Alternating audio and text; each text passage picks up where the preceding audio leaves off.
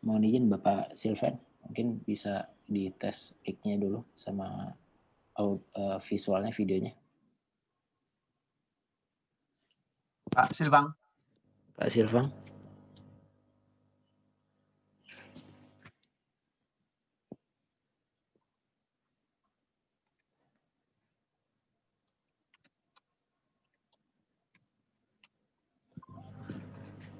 Silvang.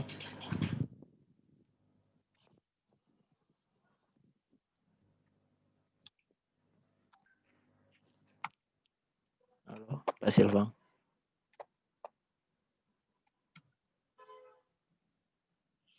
Oke, mungkin lagi ada kendala, Prof ya. Mungkin untuk mempersingkat waktu bisa kita mulai, Prof ya. Oh Ya, ini udah keluar videonya. Pak Silvang, bisa didengar? Oke. Bisa. Selamat malam. Selamat malam dan selamat siang waktu Prancis ya. Oke. Ya. Terima kasih atas kehadirannya para narasumber yang saya hormati dan yang kami banggakan. Pada malam hari ini kita akan memulai diskusi yang bertemakan kuliah di Prancis dengan pembicara yang pertama yaitu Prof. Varsito. Beliau adalah atas pendidikan kebudayaan KBRI di Prancis, di Paris, Prancis. Dan yang kedua adalah Pak Sylvain Lacroix. Benar ya Pak ya, pengucapannya seperti itu ya? Benar. Beliau adalah koordinator kampus Friends Indonesia. Nah, jadi sedikit saya berikan pengantar tentang profil-profil pada beliau ini yang luar biasa ini.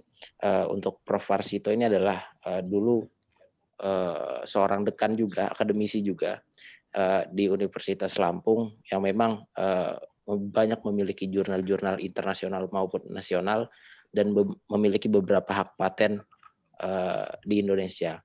Nah, dan kebetulan memang beliau ditugaskan sekarang di atas pendidikan KBRI di Paris, Prancis, dan nanti beliau akan menjelaskan atau menyampaikan, memaparkan bagaimana kerjasama yang dilakukan oleh pemerintah Indonesia dan pemerintah Prancis dalam hal pendidikan secara khusus. Nah, yang kedua, ini ada Bapak Sylvain Lacroix. Beliau adalah seorang koordinator kampus Friends Indonesia, yang mana kampus Friends Indonesia jika tidak salah saya mencari infonya adalah satu badan dari pemerintah yang terkhusus dari Kementerian Luar Negeri dan Kemendiknas, Kementerian Pendidikan Nasional Perancis untuk promosi pendidikan tinggi dan kerjasama universitas. Nah, nanti dari beliau mungkin akan jauh lebih spesifik memperkenalkan bagaimana perkuliahan di Perancis dan secara memberikan satu saran-saran ataupun mungkin satu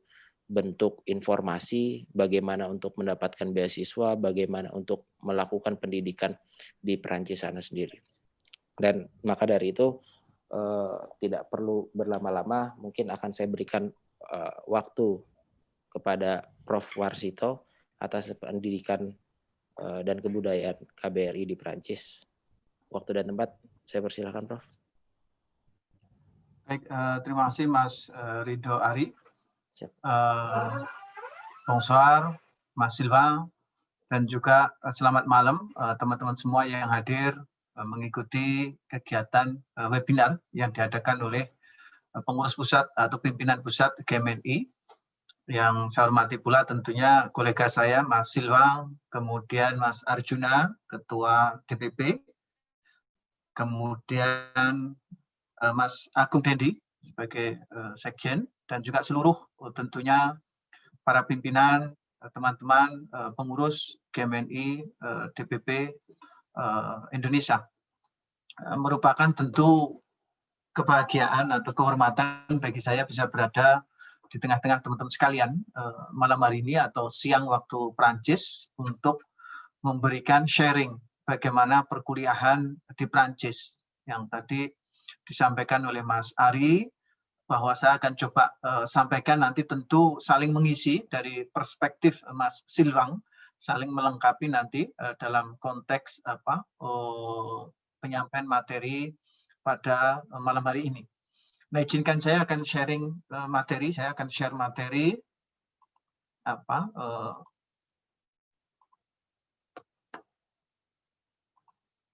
nah, ini yang saya akan coba sampaikan materi sistem perkuliahan di Prancis. Jadi sebagaimana tadi Mas Ari juga sampaikan bahwa saya sebagai atase pendidikan dan kebudayaan di KBRI Paris yang bertugas sejak awal tahun lalu, dan atase pendidikan dan kebudayaan KBRI Paris ini adalah berada secara program kegiatan ini secara terkoordinasi dengan Kementerian Pendidikan dan Kebudayaan, tetapi secara struktural dan secara organisatoris adalah berada dalam satu kesatuan KBRI, Kedutaan Besar Republik Indonesia di Paris.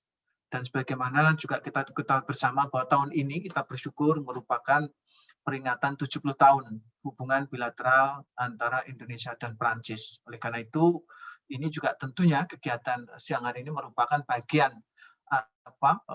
dari banyak kegiatan yang kita lakukan bersama antara pemerintah Prancis dan pemerintah Indonesia dalam rangka memperkuat bilateral, khususnya di bidang pendidikan yang siang hari ini akan saya sampaikan. Ini beberapa nanti saya akan berikan pengantar, kemudian bagaimana hubungan bilateral Indonesia-Prancis di bidang pendidikan, kemudian keadaan atau situasi mahasiswa Indonesia yang ada di Prancis, kemudian bagaimana institusi yang potensi untuk bekerja sama, kemudian saya juga akan sampaikan beberapa kampus di Prancis, dan nanti akan sebagai penutupnya. Sebagai pengantar tentu sekalian, ini kebetulan tentu teman-teman dari KMNI adalah para akademisi atau mahasiswa atau mungkin juga aktivitas lain. Perlu kami sampaikan bahwa Kementerian Pendidikan dan Kebudayaan telah membuat kebijakan kampus Merdeka, Merdeka Belajar. Kita sudah tahu semua, itu yang disampaikan oleh Mas Menteri, Mas Nadiem Makarim. Di antaranya untuk pendidikan tinggi ada 4 program utama.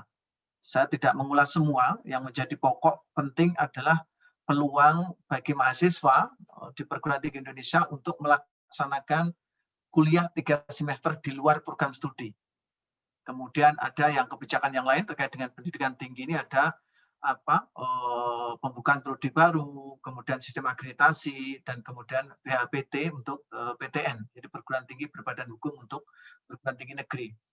Nah, belajar 3 semester di luar program studi ini bisa kita lihat di dalam gambar ini, bisa dapat dilakukan dengan magang atau praktek di industri atau di tempat penelitian, kemudian proyek di desa atau di kampung, jadi semacam KKN tematik, bagaimana mengangkat perekonomian, bagaimana menyelesaikan permasalahan di desa, pembangunan, kemiskinan, keterbelakangan pendidikan misalkan, atau yang lain. Ini adalah salah satu contohnya. Kemudian pertukaran pelajar, penelitian atau riset, baik itu di industri maupun di lembaga riset, kemudian berwirausaha, dan juga ada studi proyek independen, kemudian proyek kemanusiaan, atau mungkin mengajar di sekolah. Nah, ini adalah salah satu aktivitas yang bisa dilakukan selama 3 semester di luar program studi, yang semuanya tentu melalui prosedur dan bimbingan dari dosen yang ada di prodi masing-masing.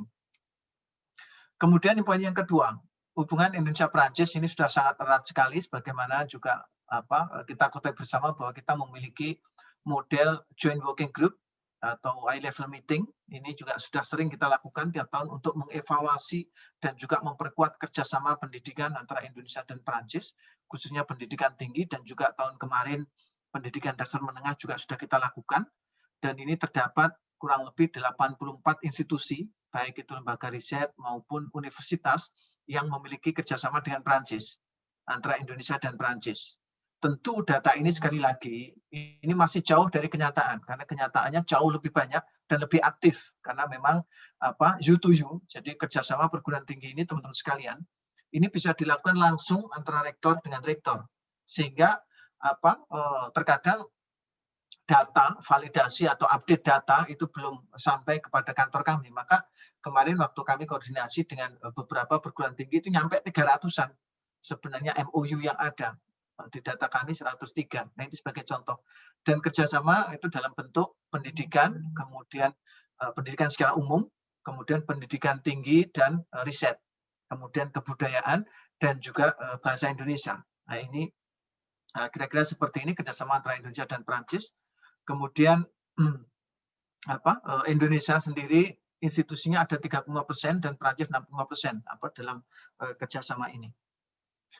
Kemudian yang ketiga adalah inilah keadaan posisi mahasiswa Indonesia di Prancis. Jadi yang tercatat di kantor kami sejumlah 694 mahasiswa. Ini tersebar. Ini kemudian di sebelah kiri ada peta. Ini adalah peta sesuai dengan jumlah mahasiswa Indonesia yang ada di sana. Dan tentu yang terbanyak adalah di region atau di daerah Ile-de-France.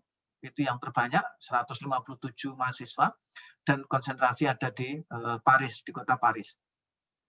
Dari sekian ini mayoritas didominasi oleh mahasiswa yang sedang studi S1 sekitar 46%. Ya, 46% mahasiswa sarjana, kemudian mahasiswa masternya 29% dan mahasiswa doktor 10%. Nah, ini kemudian di tabel sebelah kanan ini adalah tabel kerjasama antara beberapa perguruan tinggi Indonesia dan perguruan tinggi Prancis dalam pelaksanaan pendidikan doktor. Nah, ini baik pengiriman mahasiswa maupun pertukaran mahasiswa doktor. Yang keempat, teman-teman sekalian, saya ingin menyampaikan, ini juga beberapa waktu lalu sempat saya garis bawahi, poin ini adalah bahwa kita ketahui sampai dengan saat ini, bagi mahasiswa internasional, Prancis ini masih menjadi tujuan studi urutan kelima ya secara internasional. Jadi ada USA dari Amerika, United Kingdom, Australia, Jerman, dan kemudian Prancis. Ini tentu ini menjadikan sebuah nilai potensi bagi teman-teman sekalian bahwa di Prancis tentu sudah sangat familiar dengan mahasiswa asing. Nah, ini kita lihat ini ada data di 2018 ini ada 358.000 mahasiswa asing dan 41%-nya jenjang doktor, kemudian masternya 17% dan sarjananya 12%. Nah, kita lihat di sini sebelah kanan ada grafik yang ini data ini saya ambil kalau tidak salah dari Kampus Front, ini dari Mas Silwang, dari websitenya Mas Silwang. Ini perguruan tinggi yang banyak menerima mahasiswa asing, kita lihat itu ada Paris 8 ini sampai 24%. Kemudian Sorbonne Nouvelle 23%. Dan yang banyak punya kerjasama dengan Indonesia ini misalkan ini Le Havre di Normandie ini hampir 20%. Jadi sekitar 18,64% itu mahasiswa asing yang ada di kampus tersebut. Nah, ini tentu menjadi kelebihan atau keuntungan bagi calon mahasiswa Indonesia yang berminat tanda kutip melanjutkan studi atau akan melakukan studi di Prancis. Berikutnya, kalau kita lihat di sini dari data lebih dalam lagi bahwa mahasiswa asing yang ada di Prancis ini memang masih didominasi oleh Afrika Utara dan Timur Tengah.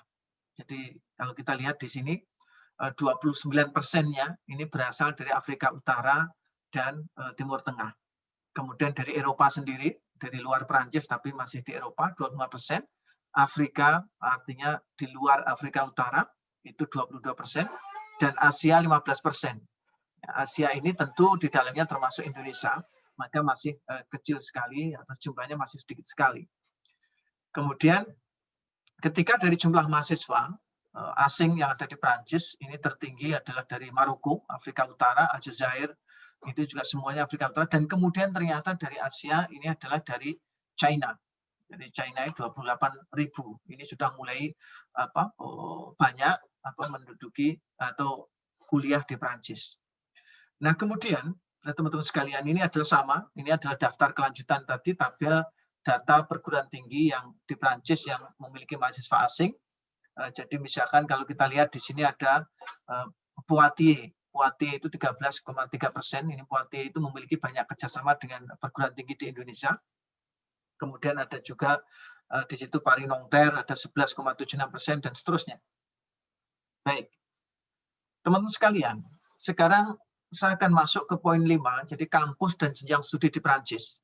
Jadi dari yang kita miliki, teman-teman sekalian, data yang ada di kami, jadi Grand École itu di sini terdapat di Prancis ini 227 Grand École, itu baik publik maupun privé. Jadi Grand École itu adalah sekolah tinggi atau engineering school ya, itu.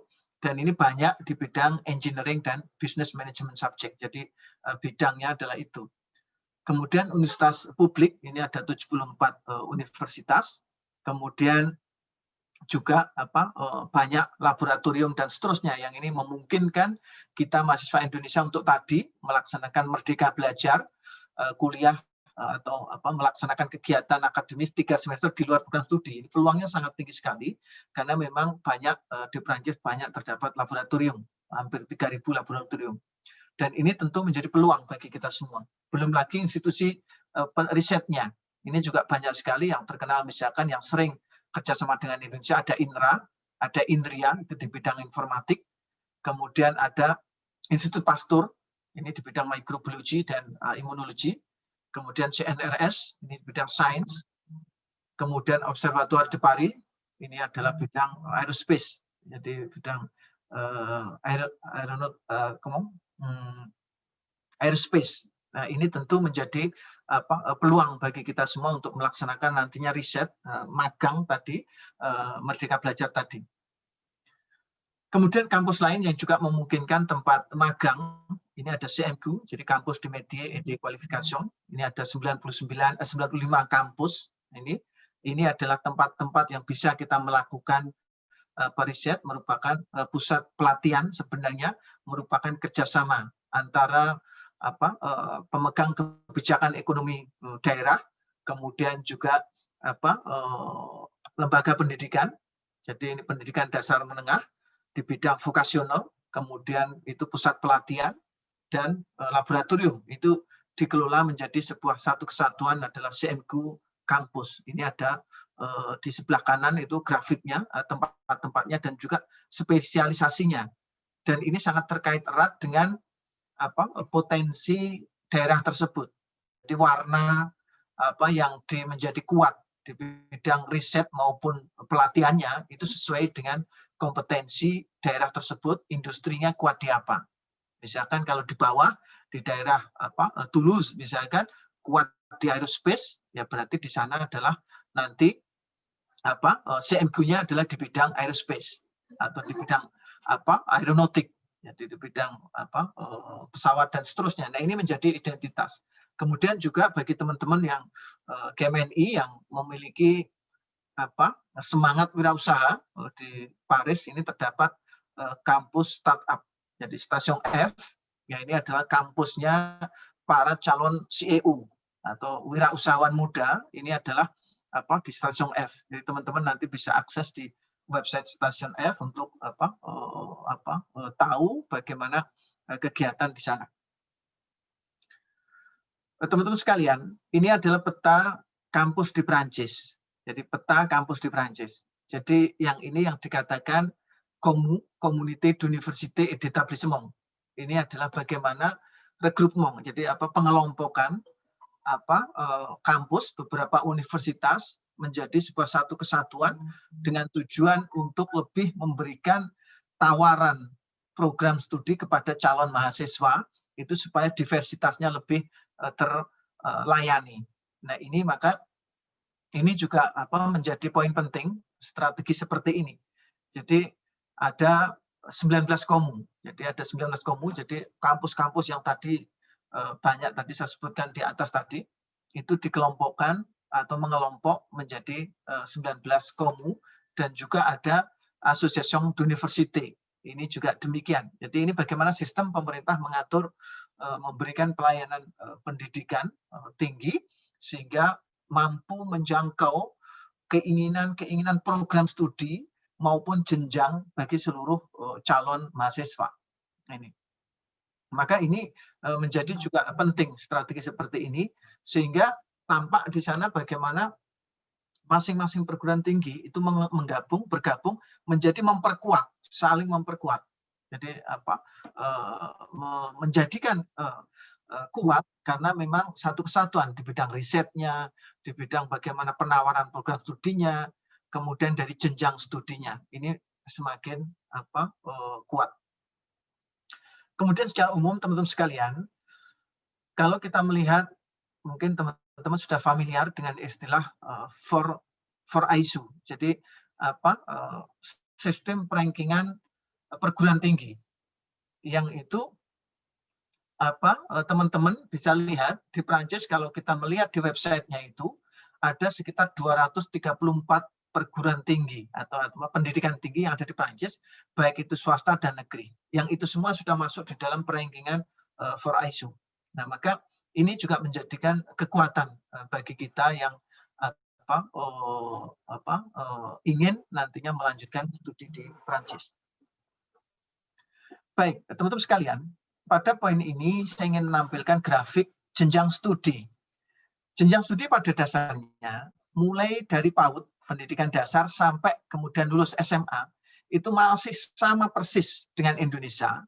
Hanya perbedaannya, teman-teman sekalian, bahwa ketika jenjang SD, istilahnya di sini itu hanya 5 tahun.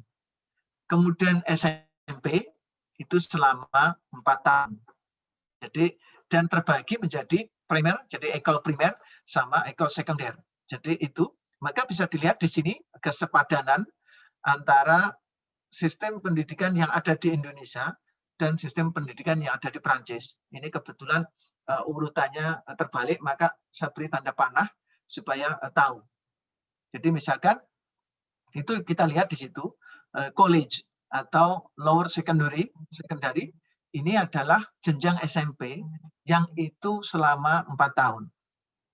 Adapun yang kemudian di bawahnya yang untuk SD ini adalah selama 5 tahun. Jadi elementary school. Nah, tetapi total lulus SMP, SD dan SMP juga sama. Jadi 6 dan 3, 9 tahun. Di sini 5 dan 4, 9 tahun. Kemudian SMA itu adalah 3 tahun. Jadi praktis sistem pendidikan yang dasar menengah, mulai dari PAUD, pendidikan anak usaha diri, itu sama persis. Ya, hanya pemotongannya saja yang berbeda.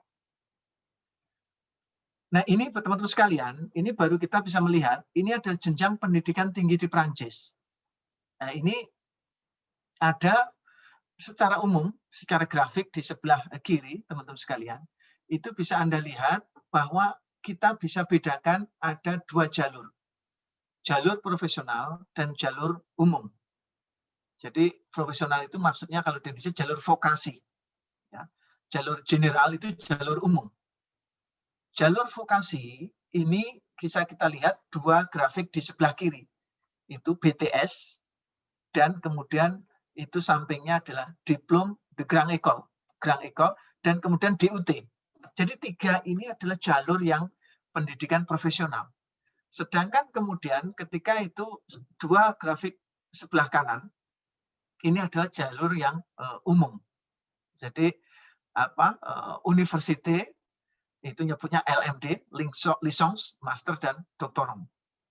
Dan kemudian ketika jalur profesional, ini adalah jalur kepada vokasi atau di kita ini adalah diploma, ya, diploma atau poltek. Nah itu yang jalur vokasi. Nah untuk jalur yang general, ini teman-teman sekalian sistem perbedaannya. Semua di sini sampai jenjang master itu mayoritas sistemnya sistem paket, jadi bukan SKS.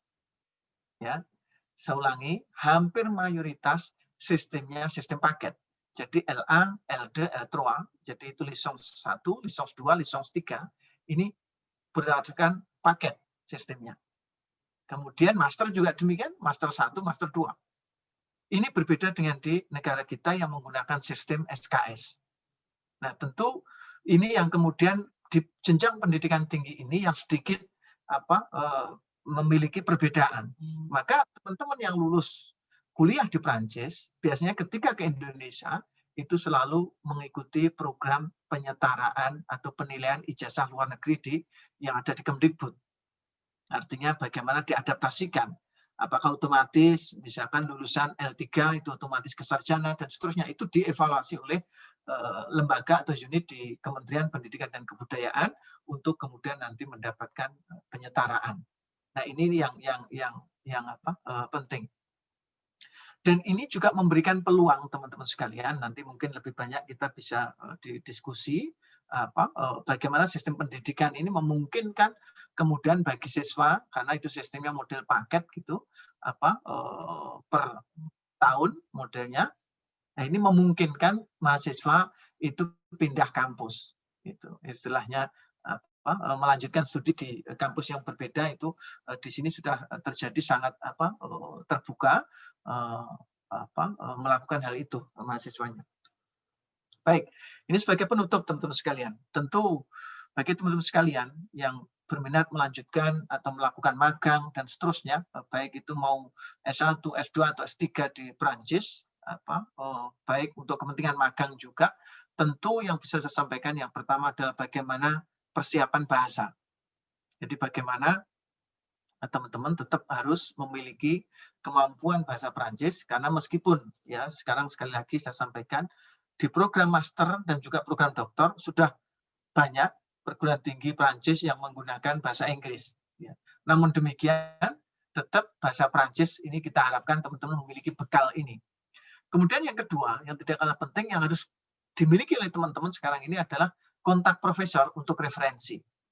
Jadi bagi teman-teman yang sekarang ini minat mau melakukan magang ataupun riset di Perancis atau mungkin nanti mau melakukan master atau doktor misalnya di Perancis, sekarang sudah mulai berkomunikasi mencari kampus-kampus di Perancis, kemudian di pusat-pusat risetnya untuk berkenalan, berinteraksi dengan profesor, kemudian menyampaikan ketertarikannya terhadap riset dan seterusnya, kemudian mendapatkan namanya referensi. Jadi satu lembar referensi yang berisi bahwa profesor tersebut juga menyambut baik atau mungkin menerima sebagai calon mahasiswa atau calon peserta risetnya misalkan. Nah, ini penting sekali. Ya. Kayak kita mau melanjutkan studi di Indonesia pun sekarang kan sudah wajib adanya referensi dari salah satu profesor, salah satu dosen yang kemudian itu menjadi acuan unit penerimanya atau kampus penerimanya. Kemudian teman-teman sekalian, yang ketiga adalah beasiswa. Ini ada dari Indonesia, dari Perancis maupun internasional. Jadi kalau dari Indonesia, tentu teman-teman bisa melalui LPDP. Kemudian dari Perancis itu mungkin nanti Mas Silvang akan juga menyampaikan. Kemudian internasional juga banyak teman-teman sekalian. Bisa akses di Uni Eropa, misalkan website Uni Eropa, websitenya UNESCO, misalkan itu silahkan dicari. Banyak yang sifatnya biasanya ini lebih banyak untuk program doktor. Karena direkrut untuk suatu proyek riset. Jadi ya, ini banyak mahasiswa Indonesia yang juga mendapatkan beasiswa dari Uni Eropa, itu dalam bentuk kegiatan riset di tingkat Eropa, kemudian sebagai peneliti, kemudian mahasiswa Indonesia yang berijazah master itu ngelamar dan seterusnya itu banyak yang diterima sebagai mahasiswa doktor untuk dan didanai dari sumber proyek tersebut. Kemudian yang tidak kalah penting adalah bagaimana sebagai penutup ada kesiapan mental dan prinsip. Kenapa ini saya sampaikan? Bahwa teman-teman sekalian tentu kuliah, melakukan magang, dan seterusnya ke Perancis tentu akan terjadi banyak hal. Di awal-awal adalah bagaimana kita akan mengalami tantangan mau tidak mau, namanya beda bahasa, itu juga akan beda tanda kutip, gitu ya, adanya sedikit beda budaya. Misalnya. Nah, ini tentu menuntut kita seluruh teman-teman dari GMNI dan juga peserta webinar semuanya untuk memiliki prinsip, memegang prinsip bagaimana jiwa karakter budaya bangsa Indonesia ini tetap dipegang, cinta tanah air, kemudian juga tata krama, sopan santun dan seterusnya, ini menjadi acuan penting supaya tidak culture shock, jadi tidak istilahnya kaget dengan budaya yang berbeda, misalkan tentu ini menjadi penting untuk nantinya supaya tidak mengganggu studinya. Jadi itu. Karena kalau kita berinteraksi, kemudian bergaul, gitu ya, tidak harus tanda kutip ya identitas kebangsaan kita, identitas kebudayaan kita itu luntur karena dikorbankan supaya dengan justifikasi untuk bisa bergaul misalkan. Enggak, kita di sini pun juga sangat terbuka sebagaimana tadi saya sampaikan bahwa Prancis itu sudah sangat terbiasa dengan orang asing, maka mereka juga sudah terbiasa dengan berbagai perbedaan budaya yang ada karena memang itulah fitrah manusia itu dari beda bahasa, beda asal ini mengakibatkan beda budaya. Saya kira ini teman-teman dari GMNI peserta webinar yang berbagai yang dapat saya sampaikan. Mudah-mudahan nanti melalui diskusi, melalui tanya jawab bisa lebih bisa dikupas lebih dalam lagi teman-teman. Saya kira itu, merci buku, dan ini beberapa referensi yang saya gunakan untuk menyusun materi saya ini. Saya kira itu, terima kasih Mas Ari. Saya kembalikan ke moderator Mas Ari. Saya kira Assalamualaikum warahmatullahi wabarakatuh. Waalaikumsalam warahmatullahi wabarakatuh. Terima kasih Prof atas pemaparannya yang menurut saya sudah sangat-sangat komprehensif dan mungkin nanti akan ditambahkan lagi oleh Bapak Silvang. Dan memang ada beberapa hal yang memang saya catat, ternyata memang mayoritas mahasiswa yang melanjutkan jenjang perkuliahan atau perguruan tinggi di sana adalah mahasiswa dalam jenjang sarjana, Prof ya. Master dan dokter agak sedikit masih kurang. Dan mungkin perlu diketahui Prof bahwa kawan-kawan GMNI senasional ini adalah kita berbasiskan kawan-kawan yang dalam masa pendidikan sarjana, dan mungkin nanti ke depan kawan-kawan akan sangat-sangat butuh informasi ini untuk melanjutkan pendidikan master, magister, ataupun mungkin untuk melakukan magang Prof ya. Karena memang sudah diketahui sekitar ada 300-an MOU yang dilakukan oleh pemerintah Indonesia dengan pemerintah Prancis, dan itu sangat-sangat membuka kesempatan bagi mahasiswa yang sedang mengambil program sarjana di Indonesia melakukan magang di Prancis. Oke, mungkin untuk lebih lengkapnya lagi, untuk lebih secara holistik bisa disampaikan oleh Bapak Silvang tentang bagaimana iklim perkuliahan atau iklim pendidikan di Prancis. Terus mungkin informasi beasiswa, informasi pendidikan tinggi yang mungkin lebih spesifik bisa disampaikan, terus bagaimana untuk membiayai pendidikan, terus untuk mempersiapkan keberangkatan ke Prancis. Oke, untuk itu saya persilakan Bapak Silvang. Terima kasih banyak Mas Ridho Ari atas undangannya hari ini, atas kesempatannya. Terima kasih Prof. Warsito juga untuk semua infonya yang sangat penting. Dan terima kasih semua teman-teman yang hadir hari ini. Saya minta maaf dulu kalau mungkin bahasa saya kurang lancar, tetapi saya akan mencoba. Saya boleh share screen ya? Boleh, Mas Silvang. Oke. Apakah Anda sudah bisa lihat screen saya? Siap, sudah terlihat. Makasih. Oke. Jadi hari ini, malam ini maaf, saya akan bicara tentang pendidikan tinggi di Prancis atau kuliah di Prancis. Jadi nama saya Sylvain Lelong Lacroix. Anda bisa panggil saya Sylvain saja. Dan saya orang Prancis yang kerja di Institut Français d'Indonésie. Itu salah satu bagian kedutaan besar Prancis di Jakarta, Jalan Tamrin. Jadi ya kira-kira kenapa kuliah di Prancis, kenapa harus dan bagaimana? Pertama-tama, saya bekerja di Institut Français dan yang lebih jelas di bidang kerjasama universitas. Ada satu tim yang khusus yang bekerja di bidang yang itu, dan kami berusaha untuk bekerja sama antara universitas di Indonesia, di Prancis, dan juga dengan Campus France. Kami membantu mahasiswa dan mahasiswi Indonesia di seluruh Indonesia untuk bisa lanjut kuliah di Prancis. Kita akan lihat kira-kira dengan datanya ya. Kita bisa lihat bahwa tahun 2014 ya, sudah 6 tahun yang lalu, ada sekitar 400 orang Indonesia yang pergi ke Prancis untuk lanjut kuliah. Makin lama, makin banyak. Kita bisa lihat bahwa tahun 2019 ada hampir 600 orang di semua jenjang, di semua bidang kuliah. Jadi, Anda bisa lihat bahwa setiap tahun ada makin banyak orang yang bisa ke Prancis dan ada makin banyak kesempatannya juga. Kita akan lihat kira-kira bagaimana. Tetapi secara realistis kita mungkin harus bahas sangat sedikit ya, tetapi itu penting tentang pandemi ini ya. Kira-kira gimana kuliah di Prancis pada pandemi ini secara internasional? Apakah bisa? Sebenarnya, Prancis adalah salah satu negara yang masih terima mahasiswa asing.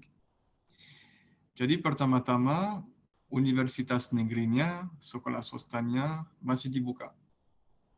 Jadi di Prancis, orang-orang masih bisa masuk kelas tahun akademik yang ini ya, 2020-2021 ya.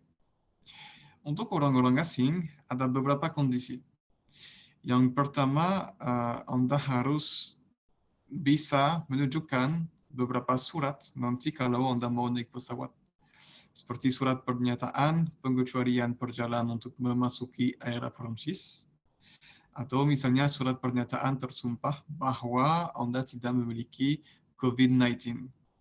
Lalu Anda juga akan disuruh mengisi satu formular dengan beberapa kontak. Untuk orang-orang Indonesia, sayangnya Indonesia sudah masuk zona merah di dunia secara jumlah orang yang sakit coronavirusnya. Tetapi seperti yang saya baru berkata, semua mahasiswa asing masih boleh kuliah di Prancis dan masih boleh memasuki wilayah Prancis. Kalau orang Indonesia misalnya, Anda akan harus lakukan satu tes PCR sebelum 72 jam sebelum embarkasi, jadi sebelum naik pesawat. Tentu saja tesnya harus punya hasil yang negatif ya. Atau Anda juga bisa melakukan isolasi mandiri selama 14 hari kalau sudah nyampe Prancis ya. Tetapi saran saya adalah kalau ada yang sedang bersiap-siap untuk pergi ke Prancis, saya sangat saran lakukan tes PCR-nya sebelumnya ya. Itu jauh lebih aman sebenarnya. Dan memang mahasiswa asing masih boleh masuk di Prancis. Sebenarnya kalau sekarang hanya orang yang mempunyai visa mahasiswa, student visa, yang boleh masuk di Prancis. Para wisata nggak boleh, bisnisnya juga tidak boleh. Seperti itu. Kalau Anda ingin punya informasi yang lebih lanjut, silakan nanti Anda bisa klik di linknya, nanti saya akan share materinya. Atau Anda langsung bisa ke situs internet Campus France Indonesia yang selalu updated sama krisis coronanya. Oke, sekarang kita ke sisi yang lebih positif mungkin. Kita akan lupa pandeminya sedikit. Kenapa Prancis adalah salah satu pilihan utama untuk mahasiswa asing, seperti Prof. Warsito berkata tadi. Pertama-tama, karena di Prancis ada banyak kesempatan. Apapun bidang kuliahnya sangat berkualitas. Universitas negeri, sekolah swasta sangat berkualitas. Kita bisa lihat bahwa sudah ada beberapa mahasiswa atau mahasiswi yang memang kuliah di Prancis, yang memang sudah lulus, yang sudah punya beberapa prizes, seperti Nobel's Prizes. Ada 65 orang Prancis atau asing yang dapat award-nya. Jadi ada banyak kesempatan. Dan kita bisa lihat bahwa bahasa itu bukan obstacle untuk Anda sebagai orang Indonesia. Pertama-tama tentu saja kebanyakan program di Prancis, apapun jenjangnya, memang diajarin dalam bahasa Prancis. Jadi kalau malam ini ada teman-teman yang sudah mulai belajar bahasa Prancis, silakan lanjut, itu sangat bagus. Dan Anda akan bisa daftar untuk program yang diajarin dalam bahasa Perancis kalau tingkatnya sudah B2. Kalau Anda belum bisa bahasa Perancis dan belum mulai belajar bahasa Perancis, atau mungkin tidak terlalu ingin belajar, masih ada sangat banyak program yang diajarin dalam bahasa Inggris. Itu program Taught in English. Kebanyakan di jenjang S2, Master Degree. Ada sekitar 450 program, termasuk semua bidang kuliahnya, dan juga ada 150 program di jenjang S1, Bachelor's Degree. Kalau summer school ada sangat banyak juga. Nanti maaf, Anda bisa buka situs internet Campus France, ada satu katalog online di mana ada semua program dalam bahasa Prancis, bahasa Inggris, semua jenjang, semua bidang kuliahnya juga. Satu saran yang kecil, kalau Anda mau daftar atau kuliah dalam bahasa Inggris, di Prancis, masih boleh, akan lancar. Tetapi saya mungkin saran sedikit belajar bahasa Prancis setidaknya untuk bisa hidup di sana sehari-hari, ya, untuk bisa beli makanan atau misalnya di resto, atau mungkin untuk punya beberapa teman seperti itu. Gitu aja. Lalu, Prancis adalah satu negara yang suka inovasi. Ada satu program yang diinisiasi oleh Presiden Macron, Presiden Prancis, yang bernama La French Tech, maaf. Ini salah satu program yang akan membantu lebih dari 10.000 startups, jadi perusahaan kecil di Prancis. Jadi apapun bidangnya, apapun bidang kerjanya, bidang kuliahnya, kalau proyek Anda menurut Anda cukup bagus, cukup berinovasi, dan akan membawa sesuatu yang baru di Prancis atau di dunia, silakan. Prancis akan mungkin, siapa tahu, bisa membantu Anda untuk melanjut perusahaannya, startupnya. Lalu, seperti saya berkata tadi, kalau ada yang sudah mulai untuk belajar bahasa Prancis, kalau ada yang belum, itu memang sangat bagus karena ini merupakan beberapa kesempatan yang cukup signifikan karena bahasa Prancis adalah salah satu bahasa internasional. Kalau sudah bisa bahasa Prancis, Anda bisa apply di United Nations, di European Union, di OTAN, di NATO, di UNESCO, dan di banyak organisasi internasional seperti itu. Ini akan kasih ke Anda banyak kesempatan. Kalau Anda memang ingin bekerja secara internasional, kalau Anda ingin punya satu karir secara internasional. Lalu kenapa Prancis, ya?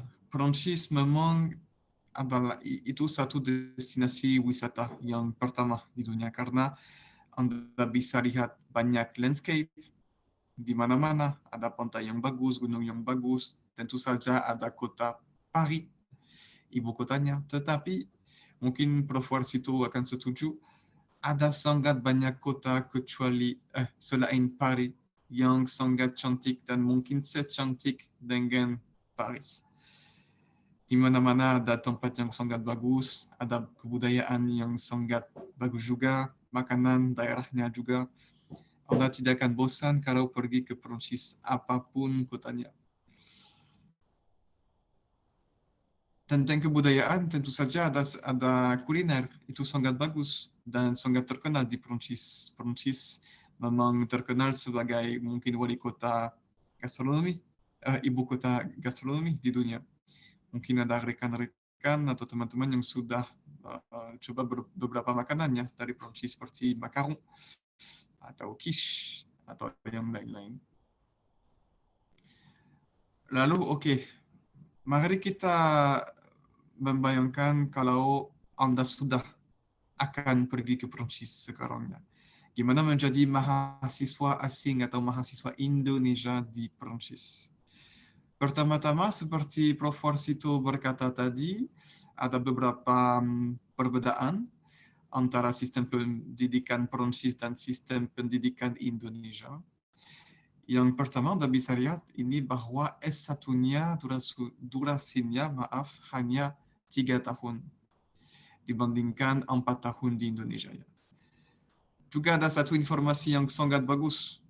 Tidak ada skripsi di Perancis. Kalau mau lulus S1, tidak ada skripsi sama sekali. Sebenarnya, kalau Anda mau daftar S1 di Perancis, Anda akan masuk kelasnya seperti orang Perancis selama 3 tahun. Dan untuk semester yang terakhir, Anda akan harus magang 2 bulan. Dan setelah magangnya, biasanya Anda akan melakukan satu presentasi di depan beberapa dosen. Dan setelah presentasinya sudah selesai. Jadi lebih cepat daripada Indonesia. Kalau jenjang S2, jenjang S3 itu lumayan seperti di Indonesia ya, 2 dan 3 tahun. Juga ada jenjang D3, yaitu BTS dan DUT, durasinya 2 tahun. Dan ini memang sangat mirip dengan D3 di Indonesia ya. Tidak ada banyak perbedaan antara itu. Lalu kira-kira bagaimana ya hidup di Perancis secara finansial? Saya sangat yakin rekan-rekan akan pikir, wah pasti sangat mahal ya kalau mau kuliah dan hidup di Perancis. Anda bisa lihat jumlahnya ya, kalau di Paris ini antara 13 dan 16 juta per bulan. Dan di luar Paris, jadi di provinsi yang lain, itu akan antara 10 dan 13 juta per bulan.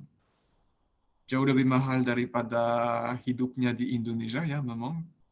Tetapi ada banyak subsidi dikasih oleh pemerintah Perancis untuk membantu mahasiswa Perancis dan mahasiswa asing dengan cara yang sama.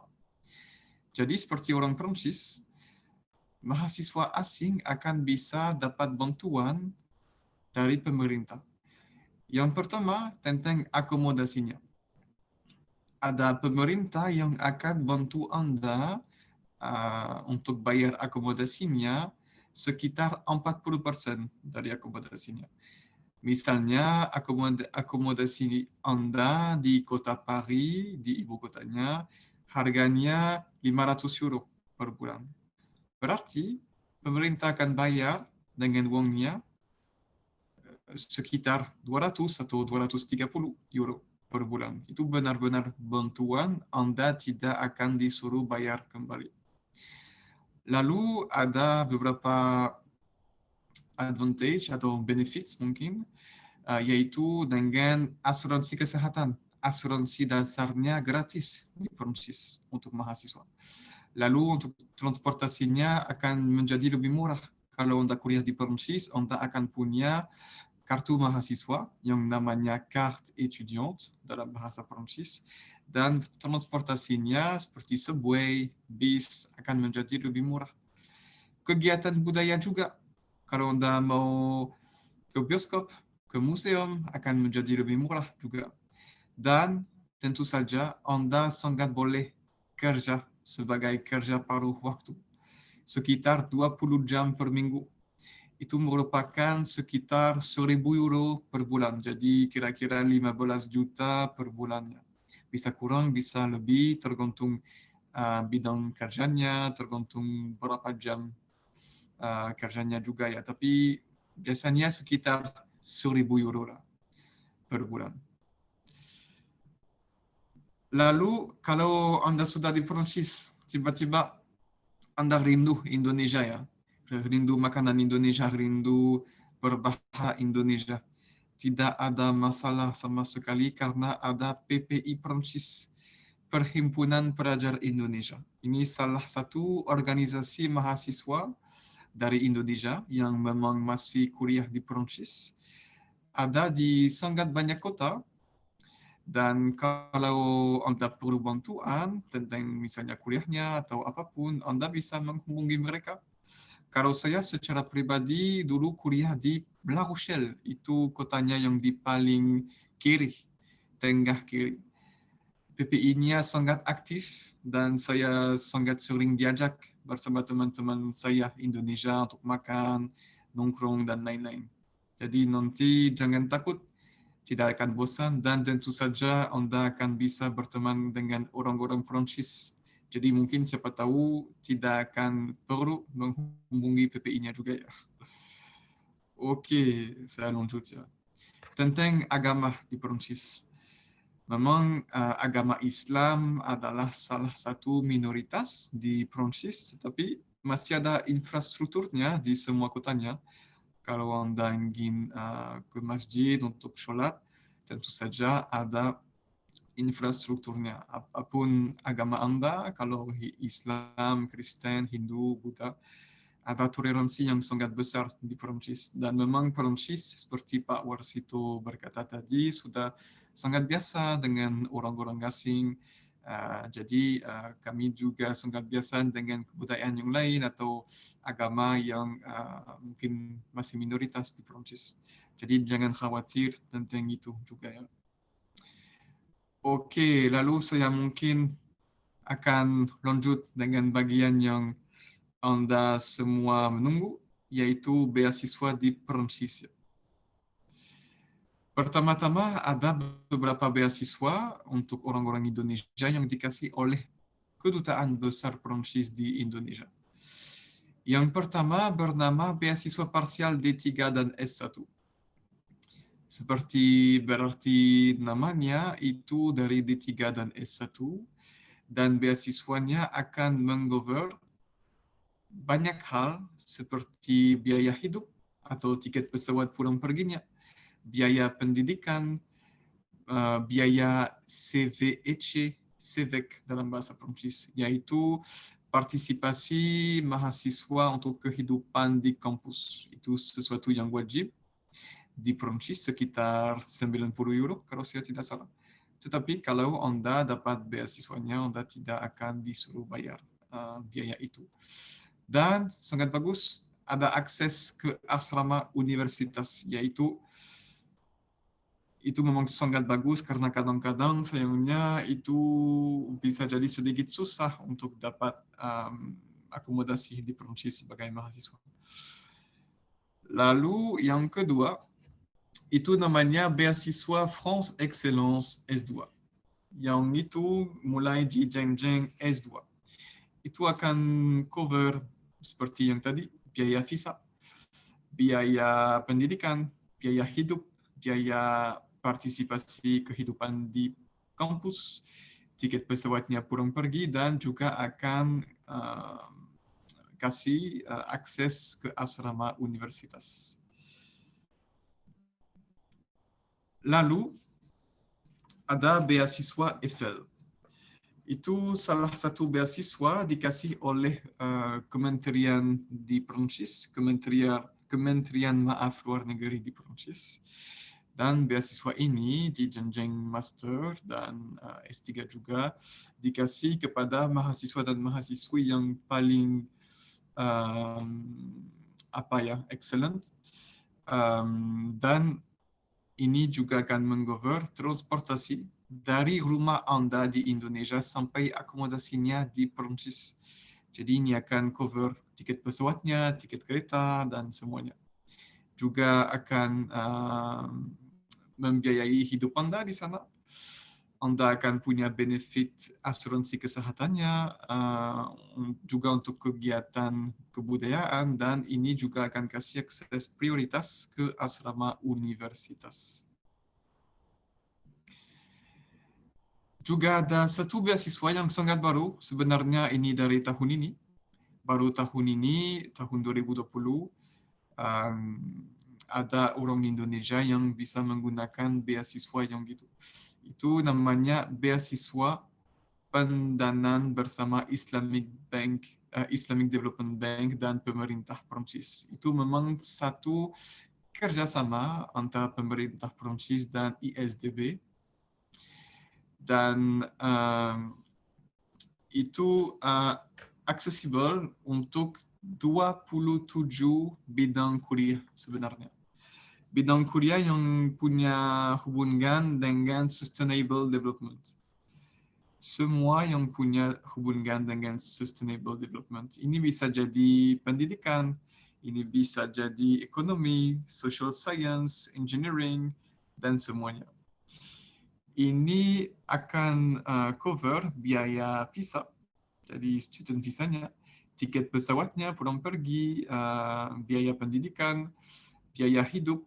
Kalau saya tidak salah itu sekitar 700 euro per bulan. Ini juga akan cover asuransi kesehatan dan kasih akses prioritas ke asrama universitas. Ini kalau saya tidak salah mulai S2 ya. Dan ada sesuatu yang sangat penting dengan beasiswanya.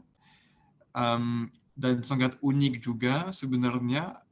Anda akan dapat semua benefitnya, termasuk 700 euro per bulan selama durasi kuliahnya di Prancis. Dan kalau sudah lulus, Anda akan harus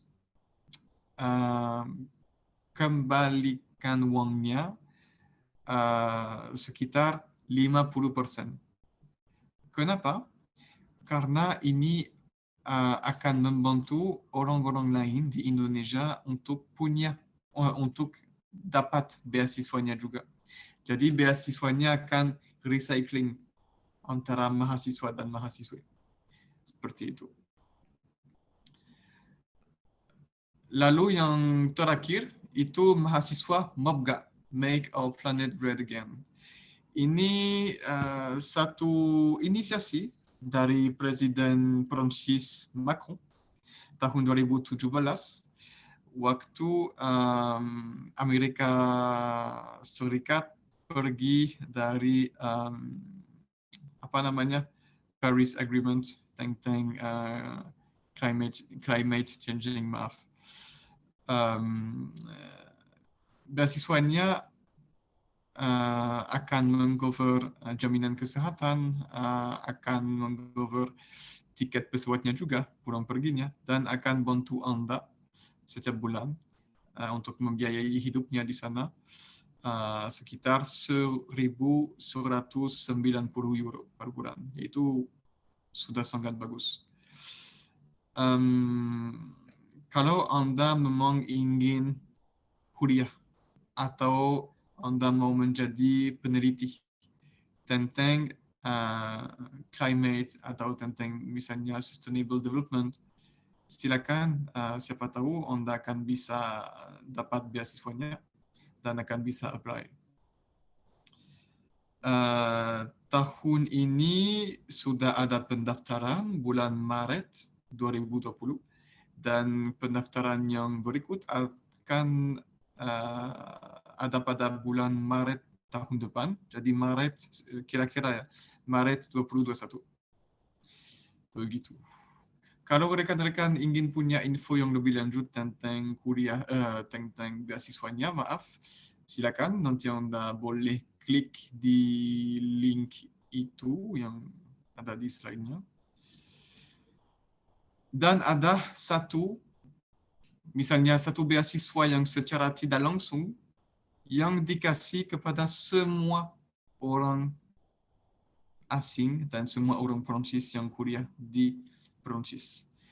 Kalau misalnya Anda apply untuk satu beasiswa dan sayangnya tidak dapat beasiswanya, pemerintah Prancis masih akan bantu Anda secara subsidi. Anda bisa lihat di sini bahwa di jenjang S1, jenjang S2, jenjang S3, pemerintah Prancis akan membiayai bagian yang berwarna biru. Satu contoh, kalau Anda mau lanjut kuliah S1, Anda akan bayar sekitar 41 juta untuk 1 tahun. Dan pemerintah Prancis akan bayar lebih dari 100 juta. Untuk S2-nya, Anda akan bayar 50-an juta dan pemerintah Prancis akan bayar lebih dari 150 juta untuk tahunnya. Kalau Anda ingin lanjut di jenjang S3, itu sangat signifikannya pemerintah Prancis sangat ingin kalau ada mahasiswa S3 asing yang ke Prancis untuk research, karena Anda hanya akan disuruh bayar 5.700.000 untuk 1 tahun. Dan pemerintah Prancis akan bayar sekitar 170 juta. Jadi subsidinya lumayan besar ya, kalau Anda mau kuliah di Prancis. Dan pemerintah Prancis akan bayar kebanyakan biaya pendidikannya. Apapun jenjang kuliah. Dan tentu saja kalau Anda dapat beasiswa, Anda masih akan boleh dapat subsidinya. Lalu misalnya, oke, Anda sudah kuliah di Prancis, sudah lulus, semoga ya, Anda akan menjadi alumni Prancis. Di Kedutaan Besar Prancis dan Institut Français d'Indonésie ada salah satu bagian yang bernama France Alumni Indonésie. Itu merupakan satu jaringan yang lumayan besar dengan sangat banyak member alumni Indonesia yang pernah kuliah di Prancis. Dan sekarang kita bisa lihat bahwa ada yang lumayan banyak yang bekerja di beberapa perusahaan Prancis yang ada di Prancis dan yang sudah ada di Indonesia. Seperti Michelin, Airbus, atau beberapa bank seperti Crédit Agricole atau Société Générale, atau di retail seperti Decathlon. Baru ada Decathlon di Jakarta, mungkin 2 atau 3 tahun yang lalu. Atau di Carrefour, siapa tahu di Institut Français, atau di perusahaan-perusahaan yang lain. Ada juga beberapa orang Indonesia yang sudah menjadi alumni, yang sudah dekat dengan Campus France, dan Anda bisa lihat bahwa mereka merupakan beberapa bidang kuliah. Ada sains, ada astronomi, ada matematika, ada ekonomi, dan semuanya. Jadi, jangan malu kalau Anda ingin kuliah di Prancis, apapun kalau programnya diajarin dalam bahasa Prancis atau Inggris, ada kesempatan. Selalu ada kesempatan. Yang penting adalah proyek Anda. Kalau Anda ingin daftar di sekolah atau universitas di Prancis, kalau Anda ingin daftar beasiswa di Prancis, yang terpenting adalah motivasi Anda dan juga proyek Anda. Anda harus bisa menjelaskan, ya kenapa saya ya bisa ke Prancis, kenapa proyek Anda sangat konsisten, sangat bagus, sangat serius, dan apa saya akan bisa bawa atau kasih ke masyarakatnya setelah kuliahnya. Begitu.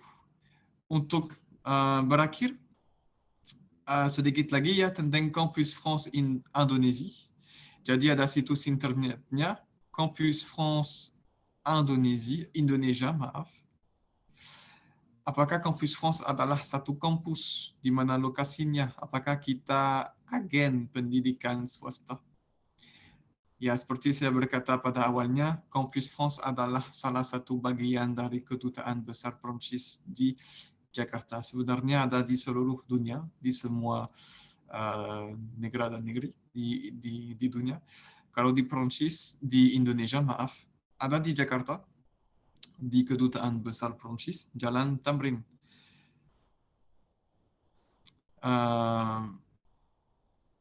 Misi Campus France Indonesia ada beberapa.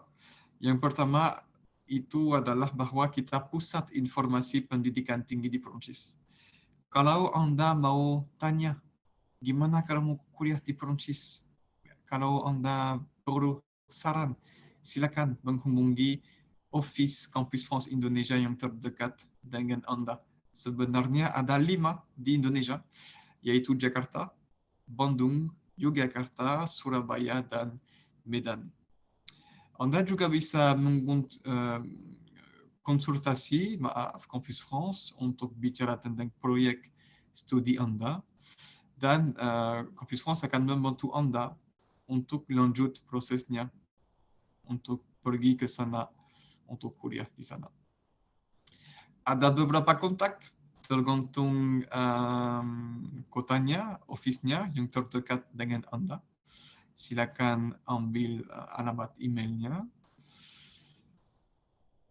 Dan kira-kira harus persiapan apa untuk kuliah di Prancis? Seperti Prof. Warsito berkata tadi, yang pertama persiapan bahasa Inggris atau Prancis, tergantung programnya. Lalu Anda akan bisa cari universitasnya, negeri, atau sekolah swastanya juga boleh. Ada di katalog di situs internet Campus France. Baru bisa konsultasi dengan saya atau tim saya. Nanti prosedurnya akan 100% online. Jadi Anda akan bisa daftar di kampusnya, universitasnya, dan daftar secara online untuk apply visanya dan beasiswanya misalnya. Kalau Anda lanjut dan lancar seleksinya, nanti Anda akan bisa apply visanya di Kedutaan Besar Prancis di Jakarta. Begitu untuk saya, mohon maaf kalau mungkin sedikit lama ya. Untuk berakhir, silakan follow Campus France Indonesia di Instagram. Setiap hari tim saya atau saya kadang-kadang berinteraksi dengan mahasiswa dan mahasiswi, dan kami selalu keep updated dengan pendidikan tinggi di Prancis. Kami juga ada di Facebook, di Twitter, dan di situs internetnya. Terima kasih banyak, merci beaucoup. Dan saya kembalikan ke Mas Ari. Terima kasih Mas Silvong atas penjabarannya, sangat-sangat sangat-sangat holistik dan sangat-sangat mendetail.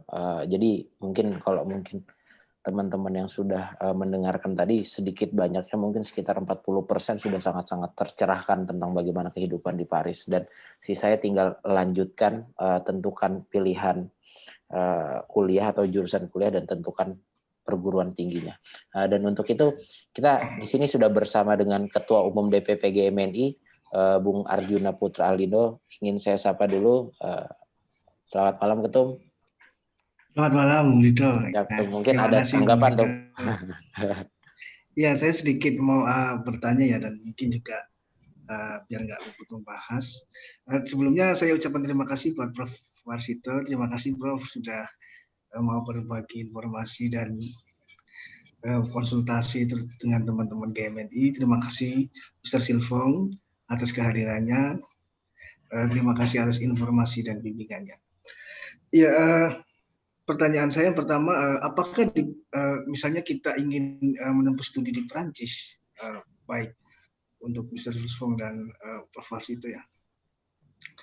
Misalnya kita ingin menempuh studi di Prancis, apakah ada program penyetaraan? Misalnya, biasanya kan di luar negeri karena memang standar dan karakteristik pendidikan menengahnya itu berbeda dengan kita, misalnya. Apakah perlu ada penyetaraan ijazah misalnya?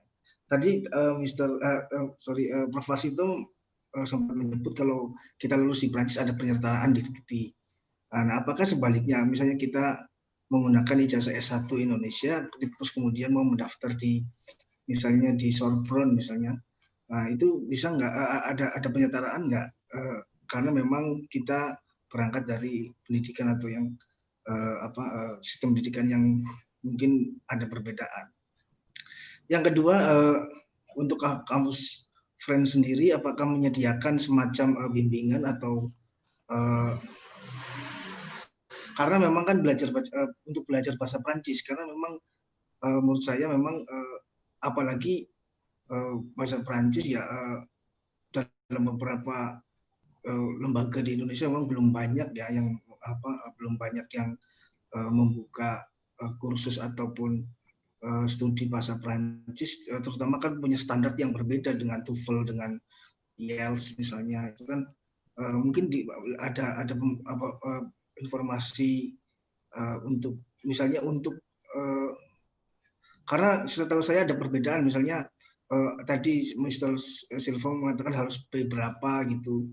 Nah, kemudian terus untuk jurusan lain misalnya teknik juga mungkin berbeda dengan atau ada perbedaan mungkin untuk masing-masing jurusan atau memang semua sama. Mungkin itu aja Bu Ridho. Terima kasih. Oke, terima kasih Ketum atas pertanyaan dan tanggapannya.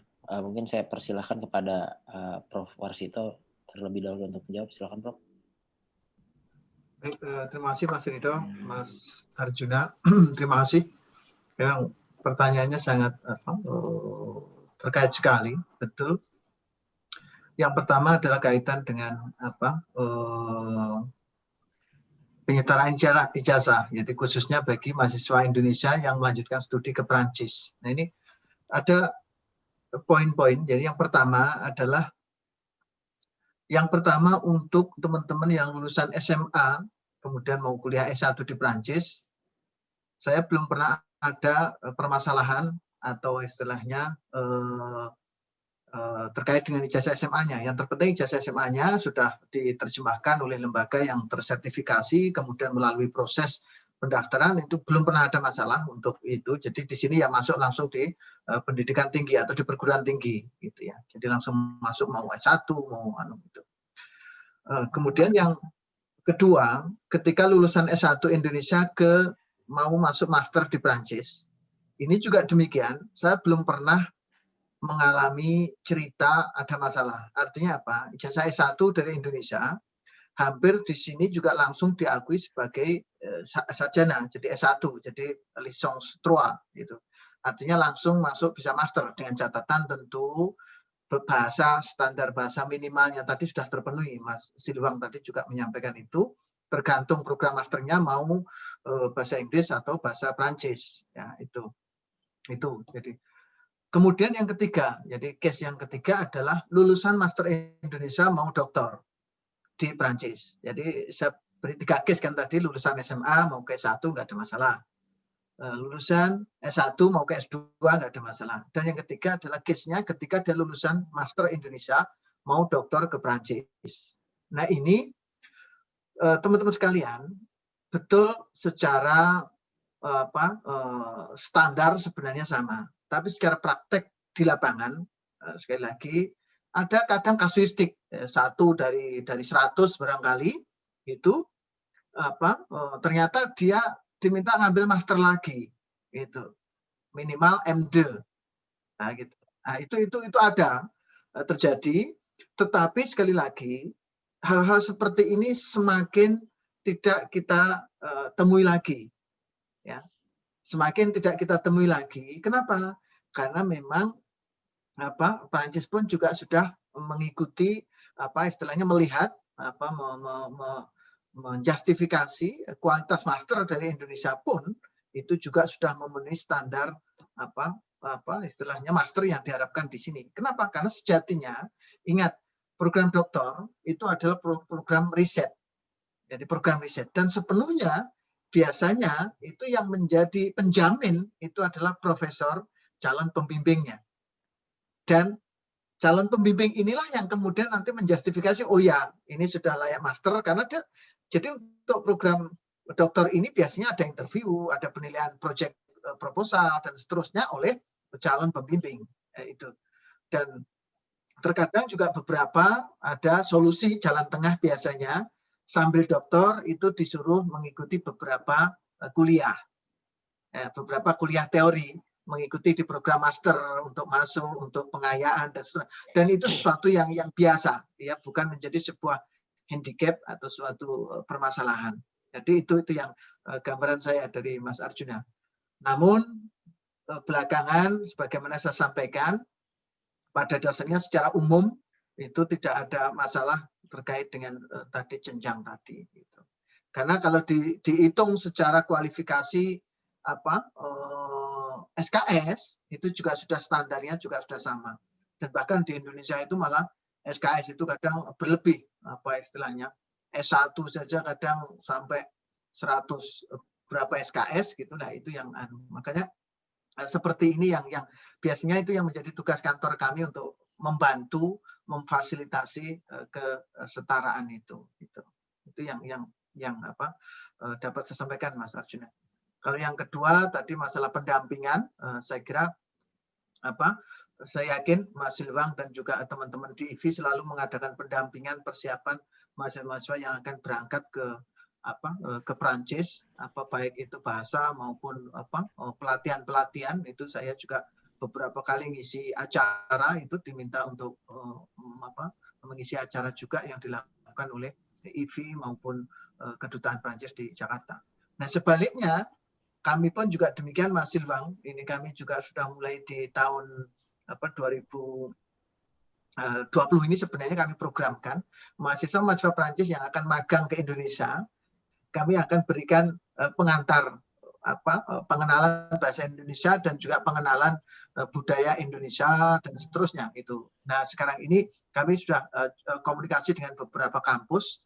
Kami akan awali di tahun ini dengan keterbatasan COVID ini. Jadi terjadi timbal balik. Oleh karena itu saya juga melalui ini mohon Mas Silwang untuk selalu memperbanyak program-program pendampingan bagi teman-teman calon mahasiswa yang akan ke Prancis untuk mahasiswa Indonesia.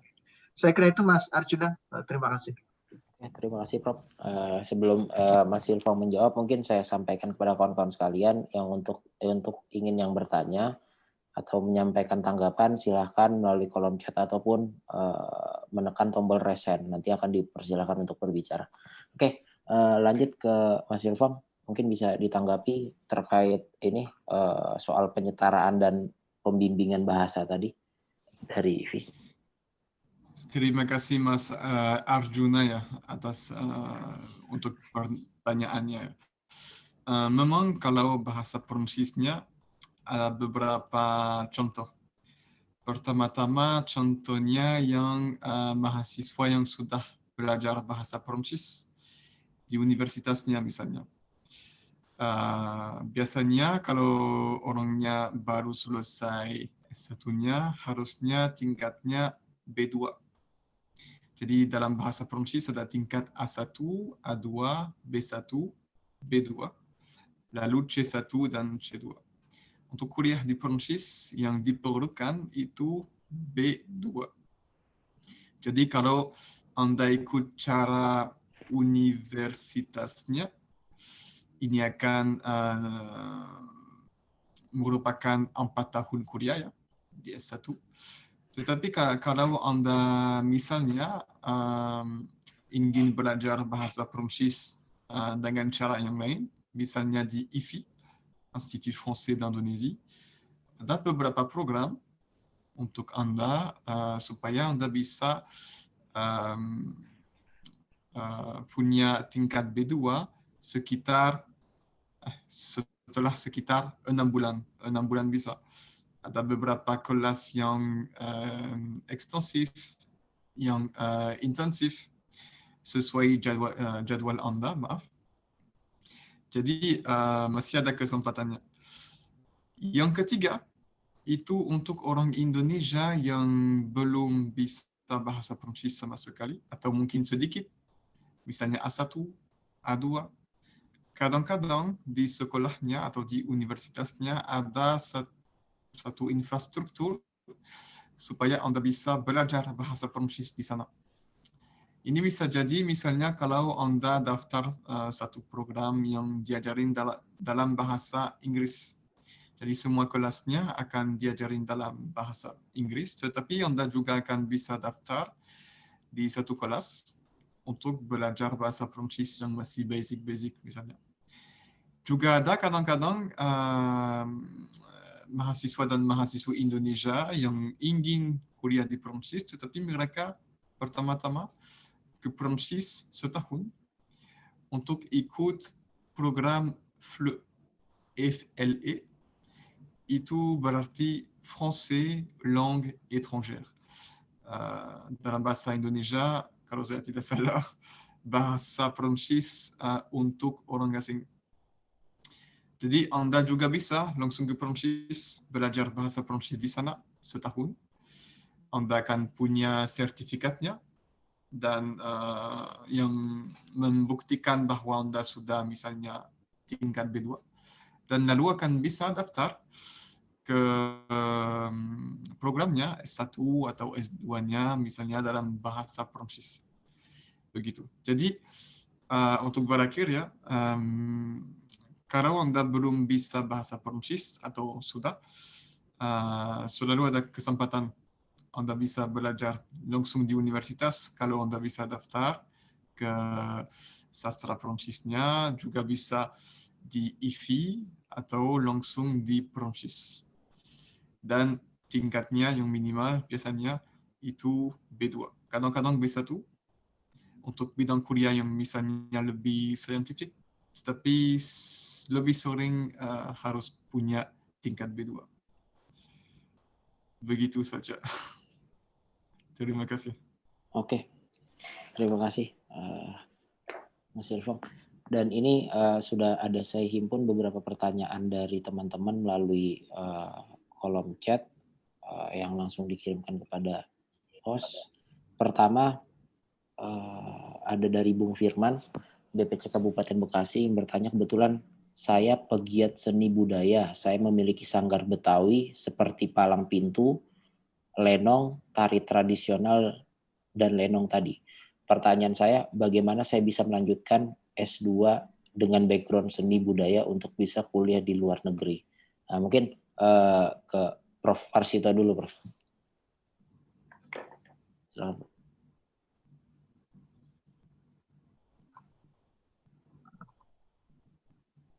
Baik, didengar ya? Saya dengar. Baik. Ya, siapa? Baik, terima kasih. Siapa tadi, Mbak? Siapa namanya? Tadi? Bung Firman, Pak. Oke. Bung Firman, terima kasih. Memang kita berharap para generasi muda semuanya, terutama tentunya dalam hal ini teman-teman GMNI, kita memang harus memiliki identitas budaya bangsa masing-masing kita. Identitas seni budaya bangsa yang itu menjadi ciri kita. Artinya minimal masing-masing kita juga ikut memiliki melestarikan seni budaya Indonesia. Apa itu seni budaya Indonesia? Seni budaya yang tumbuh dari seni budaya daerah yang kemudian itu dipelihara, kemudian puncak-puncaknya itu menjadi budaya Indonesia. Gitu. Ini harus difahami. Maka konsep kebinekaan di Indonesia itu, kalau misalkan saya bertanya kepada teman-teman GMNI, apa budaya Indonesia? Budaya Indonesia itu adalah puncak-puncak dari budaya-budaya daerah. Maka ketika saya tadi Bung Firman ya memiliki kemampuan seni, lenong dan seterusnya, itu sangat saya apresiasi sekali bahwa Anda memiliki ikut menghidupkan budaya Indonesia. Lantas bagaimana ketika itu ingin tanda kutip gitu ingin dipromosikan di Prancis ya. Teman-teman sekalian, di sini banyak asosiasi di Prancis ini, asosiasi yang mahasiswa Prancis maupun asosiasi yang juga diaspora Indonesia yang menghidupkan seni budaya Prancis, Indonesia di Prancis. Nah, mereka juga ada beberapa alumni dari beasiswa Dharma Siswa. Jadi kita, pemerintah Indonesia juga banyak memberikan bantuan beasiswa kepada mahasiswa Prancis untuk studi di Indonesia. Ada program beasiswa, kemudian ada program yang lain, student exchange dan seterusnya, yang itu difasilitasi oleh masing-masing kampus yang ada di Indonesia. Nah, kemudian balik ke sini mereka mendirikan asosiasi. Nah, maka teman-teman sekalian yang memiliki kemampuan ingin pentas di Prancis, kami dalam hal ini kedutaan pada dasarnya menyambut baik. Namun demikian juga mohon berikhtiar mencari bekerja sama dengan pihak ketiga untuk kaitan dengan pendanaan, ya pembiayaannya. Gitu. Nah, itu maka kalau teman-teman pimpinan DPP GMNI ini mau tanda kutip ada bidang seni budayanya ingin di Prancis, mohon mulai mencari pendanaan dari pihak ketiga. Jadi mencari sponsor dan seterusnya. Nanti ketika sudah ada sponsor, coba dikomunikasikan dengan kami. Kami akan coba tanda kutip gitu cek apakah kita juga bisa mendukung tanda kutip membantu di dalam pembiayaan pelaksanaan promosi itu gitu ya. Dan perlu juga saya tambahkan bahwa beberapa pemerintah daerah juga melaksanakan hal yang sama. Jadi ingin mempromosikan budayanya di sini dan seterusnya, itu juga konsepnya adalah bagaimana mencari sumber pendanaan dari pihak ketiga, dari sponsor dan seterusnya, kemudian nanti disampaikan ke kami seperti apa kerjasama yang bisa kita lakukan. Sekali lagi saya mengapresiasi Mas Firman memiliki kemampuan dan seterusnya untuk seni budaya. Saya sendiri pun juga memiliki, maka tadi barusan saya bilang bahwa generasi muda harus memiliki, saya adalah memiliki seni budaya pencak silat. Nah, jadi dan pencak silat itu adalah budaya Indonesia yang diakui UNESCO. Ya, kita berfungsi sebagai bela diri tetapi juga itu adalah seni budaya asli Indonesia. Jadi saya juga pelatih pencaksilat, saya pengurus IPSI dan seterusnya. Nah ini menjadi penting teman-teman sekalian. Mari mumpung masih muda, memilikilah identitas budaya bangsa kita, gitu. Sehingga itu menjadi bekal kita. Jadi, saya itu termasuk yang dulu ketika saya seleksi, mengikuti seleksi sebagai atase pendidikan, ya, dan kebudayaan adalah yaitu salah satunya bahwa saya juga memiliki kemampuan seni bela diri dalam hal ini pencaksilat. Saya kira itu. Terima kasih, Mas. Prof, mungkin ke Mas Silvang, mungkin kira-kira ada rekomendasi ataupun saran untuk teman-teman pegiat seni kebudayaan ini, di mana mau kuliahnya atau perguruan tinggi. Silakan. Ya, makasih ya atas pertanyaan juga. Ini mungkin akan susah untuk saya untuk lanjut setelah Prof. Warsito karena jawabannya sudah sangat lengkap ya. Tetapi kalau saya bisa saran sesuatu, saya akan menulis linknya di chat box. Itu katalog online di mana Anda semua bisa mencari program. Ini bisa jadi di bidang seni atau apapun bidangnya. Saya sangat rekomendasi Anda, kalau Anda mau kuliah di Perancis, bisa klik di link yang itu dan mencari kalau ada sekolah yang sesuai dengan proyek Anda. Sebenarnya ada ribuan program dalam katalognya, jadi mungkin sedikit susah untuk saran sekolah-sekolah ke Anda, tetapi yang saya bisa saran, mungkin lihat di katalognya dulu, Anda pilih bahasa, jenjang kuliah, bidangnya, lalu ada satu list yang Anda akan bisa menemui, dan kalau ada yang sesuai, silakan menelpon atau email Campus France Indonesia, dan baru kami akan bisa membantu Anda untuk daftar di sekolahnya, atau kalau Anda punya pertanyaan tentang sekolah ini. Terima kasih. Terima kasih Mas Silvang. Dan ini mungkin ada sesi pertanyaan terakhir, pertama melalui chat dari Trixie Jenis. Saya masih melangsungkan pendidikan kuliah S1 dan belum lulus. Ingin bertanya apakah mungkin bisa magang di Perancis dan bagaimana kira-kira cara-caranya atau tahapan-tahapannya, dan kira-kira di semester berapa saya akan bisa melaksanakan itu. Dan yang kedua, ada pertanyaan juga dari Bung Rani Banjarmasin. Ini sedikit mirip pertanyaannya. Bagaimana kami ingin melaksanakan magang di Perancis sedangkan kampus kami di sini belum memiliki kerjasama atau MOU dengan pemerintah Perancis itu sendiri. Dan di sini ada juga yang ingin bertanya melalui langsung berbicara. Saya persilahkan untuk Mas Jimmy Pat, dan setelahnya baru nanti dijawab oleh kedua narasumber kita.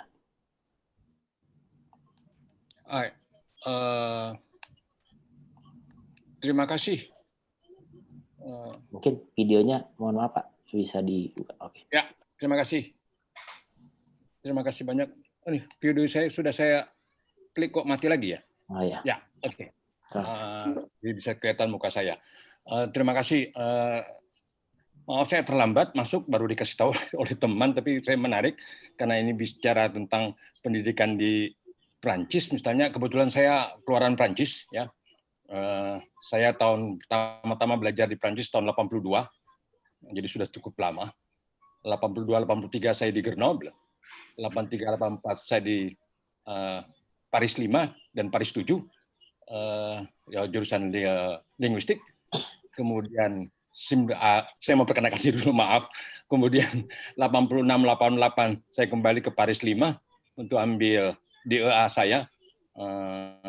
Ya, untuk linguistik, tapi saya studi tentang psikolinguistik untuk handicap mental pada saat itu. Kemudian 90-91 saya mengajar di INALCO kemudian 96 sampai 2000 saya di Paris 8.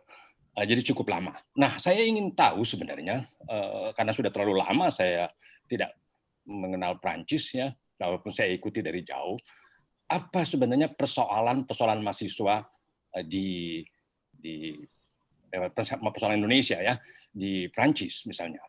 Kalau boleh saya katakan, pada saat saya kuliah, tentu saja menurut pengamatan saya ya, problemnya sebenarnya tidak sedikit yang problem bahasa. Problem bahasa sebenarnya. Mengapa saya bilang problem bahasa? Karena pada umumnya ketika masuk ke Prancis, belajar bahasa itu relatif hanya di Centre Culturel Français berapa bulan begitu. Kemudian berangkat ke Prancis, kemudian rata-rata masuk langsung di S2, kemudian lanjutkan S3. Nah, saya tidak tahu apakah persoalan itu sudah dipecahkan atau tidak. Tentu tidak berarti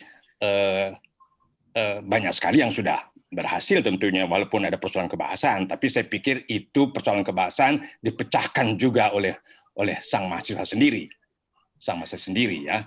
Nah, saya tidak tahu apakah persoalan pemecahan kebahasaan itu sama seperti masa lampau ya. Biasanya beberapa mahasiswa ikut lagi kuliah bahasa Prancis pada malam hari. Kalau di tingkat Prancis misalnya di Mary itu ada pelajaran bahasa Prancis yang tidak terlalu dibayar mahal begitu ya, walaupun sedang menulis tesis misalnya. Nah, dari situ saya ingin tahu apa persoalannya masih sama. Kalau persoalannya masih sama, mengapa tidak dipecahkan dari Indonesia? Terima kasih. Mungkin saya tujukan kepada Pak Warsito. Oke, terima kasih Pak Jimmy. Silakan mungkin Prof. Warsito dan Mas Silva yang bisa menjawab atas 2 pertanyaan melalui teks tadi dan 1 pertanyaan dari Pak Jimmy yang langsung disampaikan. Silakan, Prof. Baik, terima kasih. Ini salam hormat, ini Mas Jimmy, senior saya. Tentu saya juga alumni Prancis. Kayaknya pernah irisan ini Mas Jimmy. Saya itu di Prancis 97 sampai 2003. Ya. Sempat irisan, tapi saya di Normandie. Jadi saya ngambil bidang elektronika. Jadi elektronik dan mikroelektronika di Normandie, S2 dan S3. Nah, terima kasih. Kalau boleh tahu Pak Warsito dari universitas di mana atau? Saya dari Universitas Lampung. Oh, Lampung. Oke, baik. Lampung ya, Unila. Saya dosen di Unila. Ya. Nah, terima kasih. Tentu permasalahan yang juga menjadi betul yang tadi kita juga sudah sempat membahas beberapa poin menjadi catatan. Memang tentu poin rekomendasi saya yang pertama tadi yang paling fundamental adalah bahasa. Itu sudah menjadi rekomendasi saya di materi saya tadi. Karena mau tidak mau betul, tetapi solusi ini permasalahannya sekarang, Mas Jimmy juga teman-teman sekalian, saya sampaikan bahwa tadi juga Silvang juga mengungkap bahwa sekarang ini banyak kampus yang di Prancis ini menggunakan bahasa Inggris. Ini yang juga menjadi, dan ini sangat beda di era tahun di bawah 2000-an, sangat berbeda.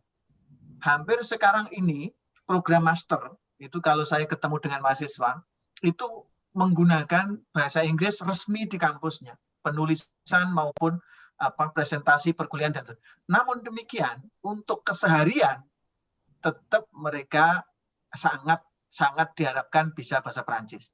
Ini satu hal yang berbeda dengan era dulu, zaman dulu dan sekarang aktual yang saya temui dengan mahasiswa sekarang. Kalau boleh saya di data kami yang tadi di tabel saya tadi hampir ada sekitar berapa tadi 23% master itu di dalamnya itu tidak kurang dari 50% mereka menggunakan bahasa Inggris. Tentu sekali lagi ini bisa tanda kutip jawaban dari pertanyaan tadi paling tidak mengurangi masalah, tapi di sisi lain juga sebenarnya pengurangan kekayaan bahasa, karena sejatinya mahasiswa Indonesia yang datang ke sini bisa saya bilang tanda kutip gitu di atas 70% bahasa Inggris sudah bisa. Kalau mereka nyampe sini juga toh menggunakan bahasa Inggris, akhirnya kekayaan dia literasi terhadap bahasa Prancis juga rendah. Ini adalah salah satu, di sisi lain saya mencatat itu sebagai kemunduran. Karena idealnya mereka itu minimal tentu bahasa Inggris juga tetap bisa plus bahasa Prancis yang lancar. Nah, ini sebenarnya yang tadi juga Silvang juga menyinggung menyampaikan ini karena memang mau tidak mau bahasa Prancis ini bahasa internasional juga. Itu. Ini yang menjadi catatan kami.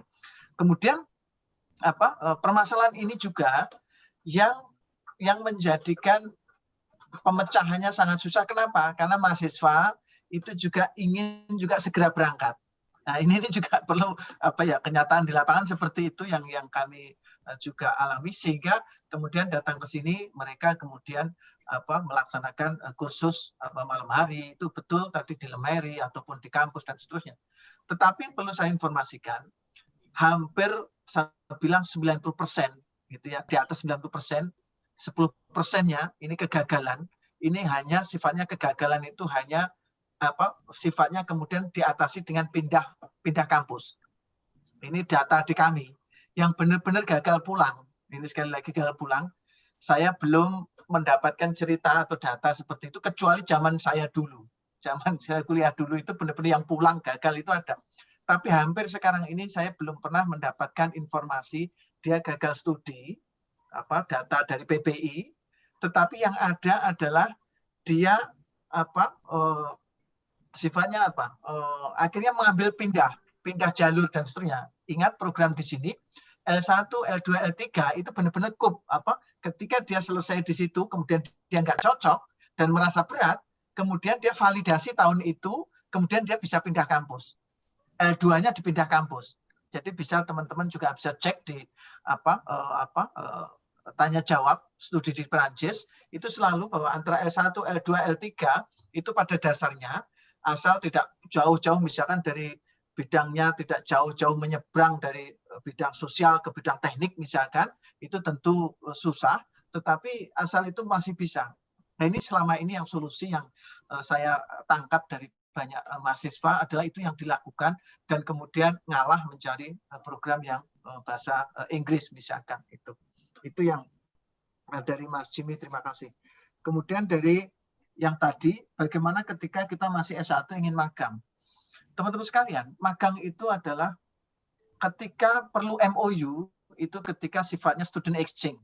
Tapi kalau magang sifatnya riset, itu komunikasinya langsung ke laboratorium, ke pusat-pusat riset. Maka teman-teman bisa apply. Jadi yang masih S1 mau magang ke Prancis dengan program kampus Merdeka Belajar 3 semester di luar prodi, ini bisa dilakukan dengan cara melamar. Ya, project risetnya apa? Itu strateginya sebenarnya tidak tanda kutip ya, tidak susah-susah amat. Teman-teman minatnya apa?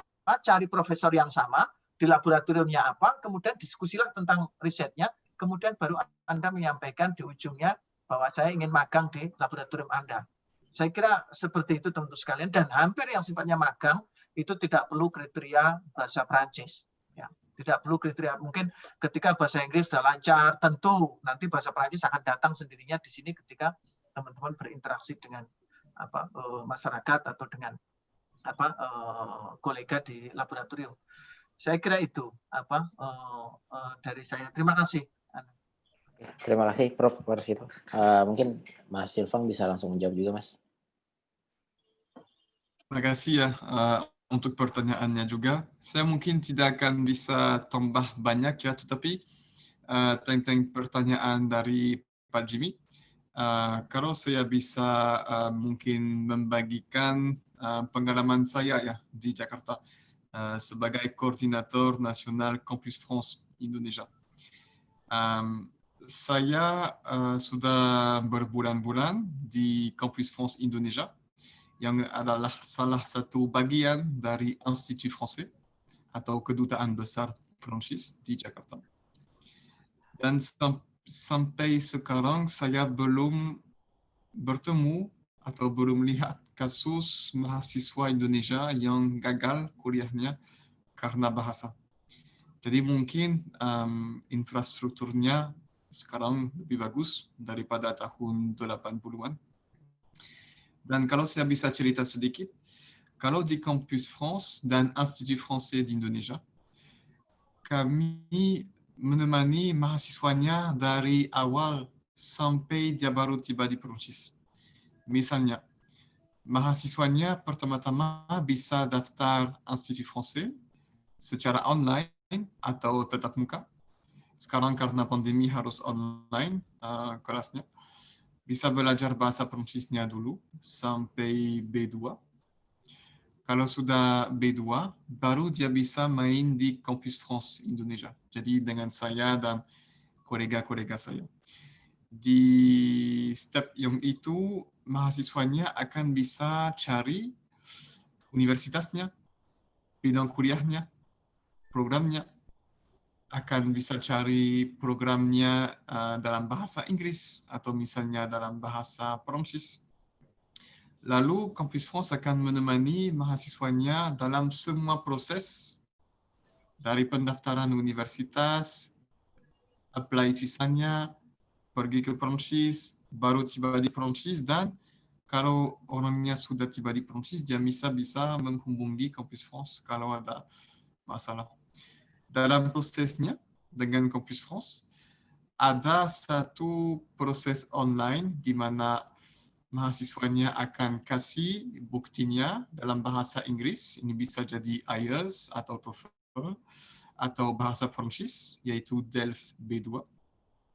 Dan akan lanjut dengan satu interview, namanya interview études en France atau interview EEF, dengan satu penanggung jawab Campus France Indonesia. Interviewnya akan dalam bahasa Inggris kalau programnya diajarin dalam bahasa Inggris, atau Prancis kalau programnya dalam bahasa Prancis. Jadi kami sudah sangat yakin dan memang sistemnya sangat aman kalau mahasiswanya, kalau sekarang ya, baru dapat visanya, student visanya untuk kuliah di Prancis, dan karena sistemnya itu memang sangat aman secara tingkat atau level bahasanya. Jadi ya menurut saya, dan sejauh saya tahu, saya sampai sekarang ya, semoga tidak ada hari besok ya, tapi sampai sekarang saya belum ketemu orang yang gagal kuliahnya di sana karena bahasa. Pernah saya bertemu dengan mahasiswa yang gagal, yang baru pulang ke Indonesia dan ingin ke Prancis lagi karena mereka salah pilih programnya secara bidang kuliahnya. Jadi mereka seperti Pak Warsito berkata tadi, mereka hanya ingin pindah kuliahnya, pindah universitasnya atau bidang kuliahnya. Tapi belum ada masalah dengan bahasanya. Mungkin kalau sedikit, maaf ya kalau sedikit lama ya jawaban saya. Terima kasih. Ya, terima kasih Mas Silvang. Sangat-sangat menginspirasi jawaban-jawaban dari para senior kita dan para narasumber kita. Dan terima kasih juga Pak Jimmy tadi menyampaikan tanggapannya, dan terima kasih Ketum juga telah menyampaikan pertanyaan serta tanggapannya juga. Dan terakhir mungkin ini saya minta kepada Prof. Warsito dan Mas Silvang memberikan closing statement karena kita sudah di penghujung acara kita. Mungkin dari Prof. Warsito dulu deh. Baik, terima kasih Mas Ari, Mas Arjuna, kemudian Pak Jimmy, para senior, dan juga teman-teman kolega, para pimpinan DPP GMNI yang Mas Silvang juga, terima kasih. Saya ingin memberikan pada teman-teman sekalian bahwa sejatinya pendidikan ini juga kembali kepada niat dan juga semangat kita. Jadi kuliah di Prancis, kalau tidak juga memiliki semangat dan juga tekad yang kuat, pada dasarnya sebenarnya tidak hanya ke Prancis, kemanapun kita melanjutkan studi, tentu juga akan mengalami kesulitan. Maka yang terpenting adalah pada teman-teman sekalian, selain tadi nanti di slide bisa dibaca yang dari saya, bekal tadi yang tidak kalah penting adalah bagaimana kita memiliki tekad dan semangat di dalam ingin studi ini. Ini yang menjadi poin pertama.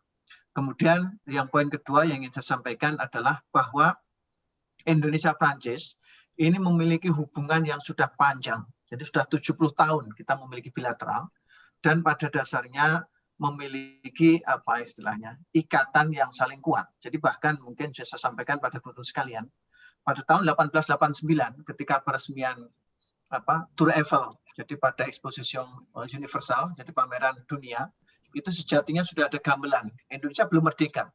Indonesia belum merdeka, itu sudah ada gamelan dari Indonesia yang didatangkan ke Paris. Namanya Kampung Jawa. Saat itu selama 6 bulan berturut-turut. Itu dalam sejarah sudah ada. Jadi Indonesia sebelum merdeka juga artinya secara hubungan dengan Prancis juga sudah sangat dekat, dan tentu ini menjadi sebuah modal bahwa kita tidak ada tanda kutip gitu ya dengan Prancis permasalahan yang sangat berarti, maka pendidikan menjadi penguat dari hubungan bilateral Indonesia di tahun 2020 ini melalui berbagai event JWG, kemudian high level meeting dan seterusnya, itu kita selalu lakukan. Saya kira itu. Sekali lagi terima kasih atas sharingnya pada teman-teman DPP GMNI. Mudah-mudahan ada manfaatnya, dan ketika ada kesalahan saya mohon maaf, dan saya sangat terbuka untuk memberikan masukan atau saran ketika nanti teman-teman melalui Japri. Ada nomor HP saya ada di Mas Ari, dan juga mungkin ada di Bung Arjuna dan teman-teman pimpinan GMNI. Saya kira itu. Sekali lagi terima kasih. Mohon maaf. Terima kasih banyak, Prof. Mungkin Mas Ilham, silakan Mas. Terima kasih rekan-rekan GMNI, maaf. Terima kasih Mas Ridho Ari, Prof. Warsito, semua teman-teman, dan tentu saja Pak Jimmy. Untuk tambah sedikit saja ya, memang hubungan antara Indonesia dan Prancis sudah lumayan panjang, 70 tahun. Dan saya satu contoh sebenarnya. Saya baru selesai kuliah setahun yang lalu, dan kenapa saya bisa bahasa Indonesia?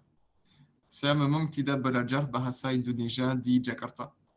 Saya sudah beberapa tahun belajar bahasa Indonesia di Universitas Negeri di Perancis. Jadi sudah ada beberapa sastra Indonesia di beberapa universitas negeri di Perancis, dan juga ada di INALCO, di mana Pak Jimmy mengajar ya, kalau saya tidak salah. Jadi memang itu merupakan hubungan antara Indonesia dan Perancis, dan saya sangat yakin kalau dalam tahun-tahun yang berikut ada akan beberapa sastra Indonesia yang akan buka di kota-kota lain. Kalau sekarang ada di kota Paris dengan INALCO, ada di kota Le Havre, di Universitas Negerinya, dan di kota La Rochelle. Mungkin saya lupa satu kota yang lain. Kalau saya dari La Rochelle. Itu dari sisi Perancis. Dari sisi Indonesia, yang saya ingin berkata kepada rekan-rekan itu adalah pesan utamanya, Perancis masih terbuka untuk mahasiswa asing walaupun pandeminya. Dan mahasiswa asing, termasuk mahasiswa Indonesia, akan selalu sangat welcome di Perancis untuk lanjut kuliahnya.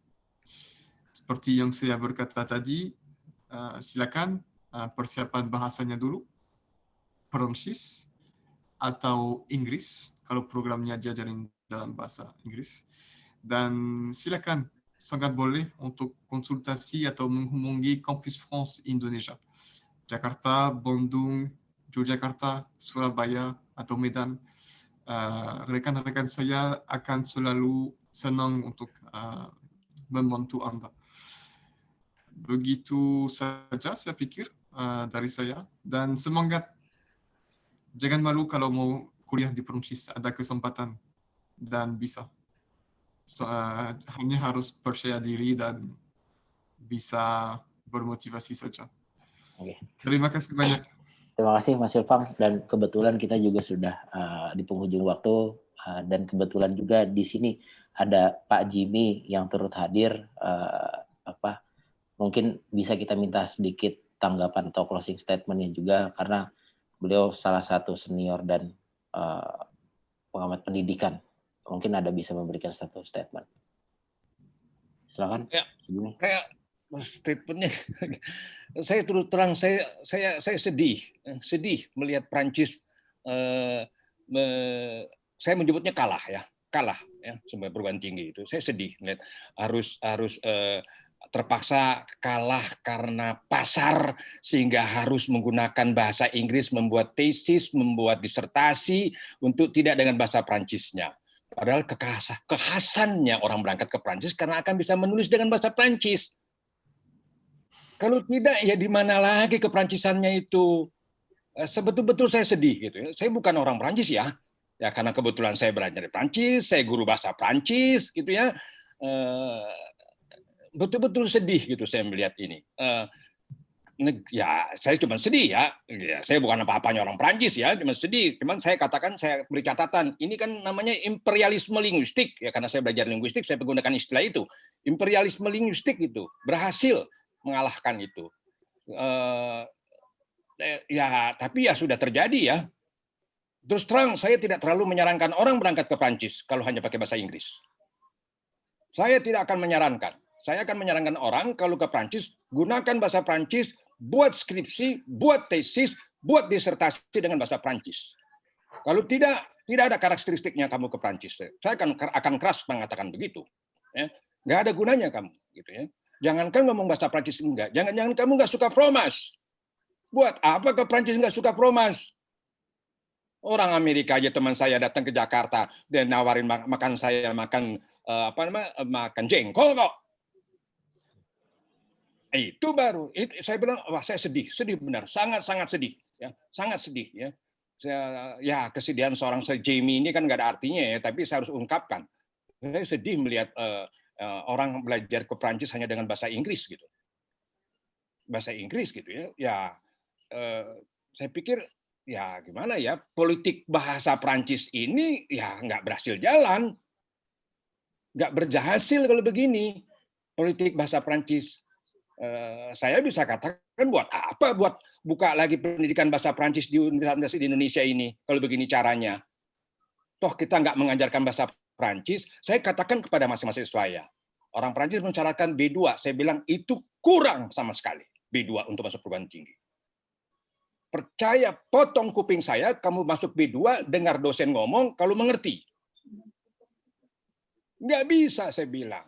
Minimum C1, susah, ya susah dong. Nah, ini bahasa, boleh saya katakan, mudah-mudahan tidak berlebihan. Ini bahasa seorang guru bahasa Prancis sebagai bahasa asing yang ada di Indonesia. Mudah-mudahan Mas Sylvain Lelong bisa mendengarkan saya. Selesai. Diffusion du français langue étrangère bisa selesai. Kalau begini caranya. Ya itu komentar saya. Mungkin kurang menyenangkan, saya mohon maaf karena ini kepedihan seorang Indonesia yang mencintai Prancis. Terima kasih. Oke, siap Pak Jimmy. Terima kasih atas tanggapannya dan partisipasinya dalam diskusi kita. Perlu saya sampaikan juga kepada kawan-kawan sekalian bahwa diskusi malam hari ini adalah rangkaian dari diskusi GMNI Scholarship yang kemarin pada sesi pertama kita telah melaksanakan diskusi yang bertemakan kuliah di Amerika dan pada malam hari ini kuliah di Perancis, dan selanjutnya akan kita langsungkan atau kita laksanakan diskusi-diskusi yang bertemakan kuliah di negara-negara yang tingkat pendidikannya sudah sangat-sangat maju. Dan untuk itu saya sampaikan kepada kawan-kawan sekalian dan kawan-kawan GMNI Nasional, tetap pantau sosial media kita DPP GMNI, maka di sana nanti akan kami berikan informasi-informasi terkait diskusi-diskusi webinar kita. Pada akhirnya waktu sudah menunjukkan pukul 9 WIB atau 21 WIB waktu Indonesia, dan di Paris juga sudah menunjukkan waktu siang hari.